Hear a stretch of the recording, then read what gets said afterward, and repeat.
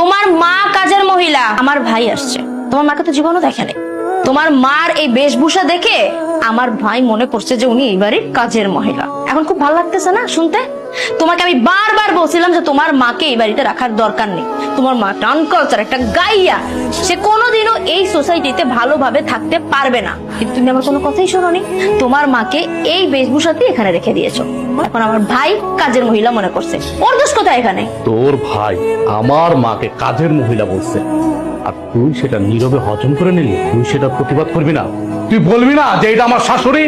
তুমি কি করবো? আমার দোষ কোথায়? আমার ভাইয়ের দোষ কোথায়? তোমার মাকে তো আমি বলছিলাম যে একটু পরিপাটি হয়ে থাকেন, কিন্তু না, সে তো ওভাবে থাকবে না। সে সারাদিন খাবে দাবে ঘুমাবে, এটা করবে ওটা করবে। এই জন্যই তো তোমার ছোট ভাইয়ের বউ লাথি মারা বের করে দিছিল।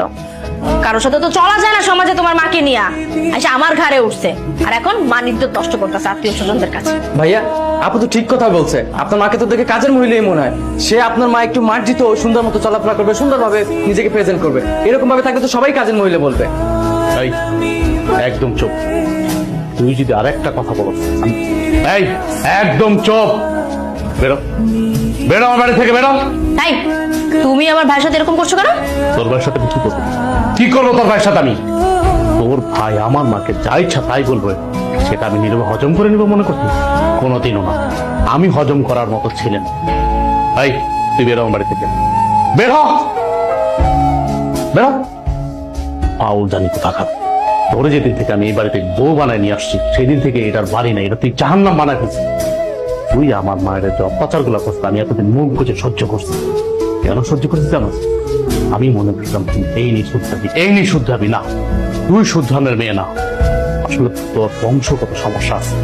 তুই সাংসারিক মেয়ে না, তুই সংসার করে খেতে পারবি না। তো আমি তোর এই ফ্যামিলিতে, আমার এই বাসায় আমি আর এক মুহূর্তে দেখতে পাচ্ছি। তুই এখন এই মুহূর্তে আমার বাড়ি থেকে বেরোবি। আমি তোর ডিভোর্স লেটারটা পাঠাই দেবো। বের হ আমার বাড়ি থেকে, বের হ। বাবা থাক না, এসব বাদ দে। মা, তুমি কোনো কথা বলবা না। একটা মানুষের সীমা থাকে, ও সীমা লঙ্ঘন করছে অনেক আগেই। পরে অনেক আগে উচিত ছিল এই বাড়ির থেকে বের করে দেওয়া, কিন্তু না, আমি সব নীরবে হজম করছি। আর হজম করবো না, অনেক হয়েছে। তুই একটা বাইরের ছেলের সাথে, তোর খালাতো ভাইয়ের সামনে তুই আমার মাকে কাজের মহিলা বলে তোর ভাই, আর তুই সেটা মজা নেস না? মজা নেস? এই, আমি গরিব, আমি গ্রামের ছেলে, মানলাম। তোর বাবা আমাকে সহযোগিতা করছে, সহযোগিতা করে ভালো একটা চাকরি দিয়েছে। আমি তো এই জন্য তোর অনেক ভালো রাখছি।